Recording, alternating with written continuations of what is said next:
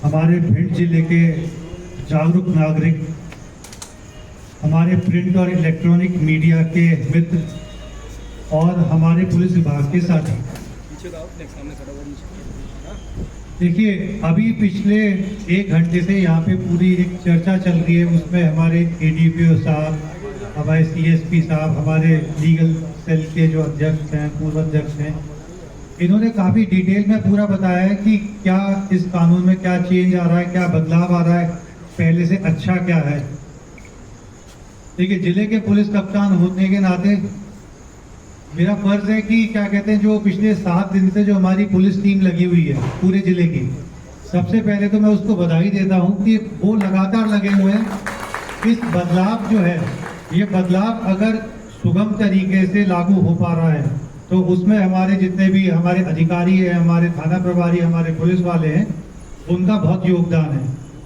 देखिए पुलिस का काम ऐसा है कि कमियां निकालना हर किसी के लिए बहुत आसान होता है।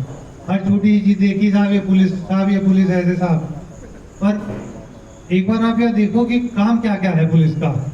किसी को कोई समस्या आती है, उसे समझाना पड़ता है भैया पुलिस का काम नहीं है ये, इसके लिए अरे नहीं साहब आप चाहोगे तो हो जाएगा।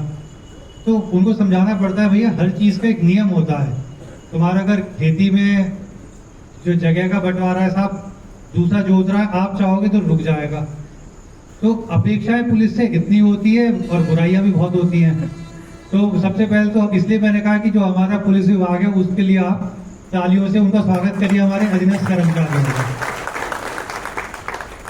देखिए जो नए कानून आए हैं, ये जो हमारा संविधान है, देश का संविधान, उसकी जो मूल भावना है उसमें उसको ध्यान में रखते हुए इसको लागू किया गया है। 3 चीजें इसमें सबसे महत्वपूर्ण है और आप इसका सारांश भी वही है: न्याय, समानता और निष्पक्षता। इन 3 चीज को आप मान के चलिए कि ये पूरे जो बदलाव हुए, जैसे भी चल रहा है ना कि क्यों बदलाव की जरूरत पड़ी, तो ये जो 3 मूल भावनाएं हमारे संविधान की है, उसके हिसाब से हमारी जो ये नए कानून के जो प्रावधान है इसमें बदलाव है। अब आज से 5-6 साल पहले भी एक पुलिस के लिए बड़ा एक चैलेंजिंग टास्क था। मेरे ख्याल से सभी पुलिस वालों को पता होगा, एक बार CCTV लागू हुआ था, उस समय थे तुम प्रवीण, मैं आपको उस समय की स्थिति बताया था। जब CCTV लागू हुआ था तो SPO के पास लाइन लग गई थी, लाइन जाने की, कि साहब हम छाते नहीं रह पाएंगे, हमें लाइन कर दो। कुछ लोग अपना वॉलंटरी रिटायरमेंट देने को तैयार हो गए थे कि साहब हम नौकरी नहीं कर पाएंगे। क्यों? क्योंकि वो भी एक बहुत नई चीज़ थी, उसमें हर चीज़ कंप्यूटर से होना था। आपकी FIR होगी तो कंप्यूटर से होगी, आपका आगे का जो पर्चा पड़ेगा वो कंप्यूटर से होगा, अगर जो घटनाक्रम का निरीक्षण है उसकी आपको लैटिट्यूड लॉन्गिट्यूड डालना पड़ रहा था। तो उस समय हमारे काफ़ी सारे कर्मचारी परेशान थे, पर उस समय भी अधिकारियों ने ढांढस बंधाई। और आज मैं आपको बता देता हूँ, मेरे ख्याल से यहाँ पे लोगों को नहीं पता होगा कि CCTV के इम्प्लीमेंटेशन में मध्य प्रदेश देश में सबसे अव्वल है। हम लोग पहले ही मान के चल लेते हैं कि जो मध्य प्रदेश है थोड़ा सा ऐसा है, थोड़ा कम है, पर मैं आपको बता देता हूँ कि जो CCTV जो टेक्नोलॉजी के हिसाब से मैं कहता हूँ सबसे चैलेंजिंग टास्क था। जो हमारे नए नियम आ रहे हैं, इनका इम्प्लीमेंटेशन तो मुझे लगता है कि उससे 1/3 कठिन ही होगा। कठिन ज़्यादा पुलिस के लिए क्यों होगा? क्योंकि पुलिस को तो पुलिस की एक गलती जो आज की होगी वो अगले 6 महीने तक हमें दुख देगी। चाहे जो यहाँ पे वकील साहब लोग हैं, ADPO साहब लोग हैं या मजिस्ट्रेट साहब लोग हैं, उनको तो कम से कम कोई भी अपराध आज पंजीबद्ध करेंगे तो 15 दिन 1 महीना उनके पास समय है उस चीज़ को समझने का। हमारे पुलिस के अधिकारी कर्मचारियों के पास आज जो रात 12 बजे थी उसके बाद से गलती का कोई स्कोप का समय नहीं है।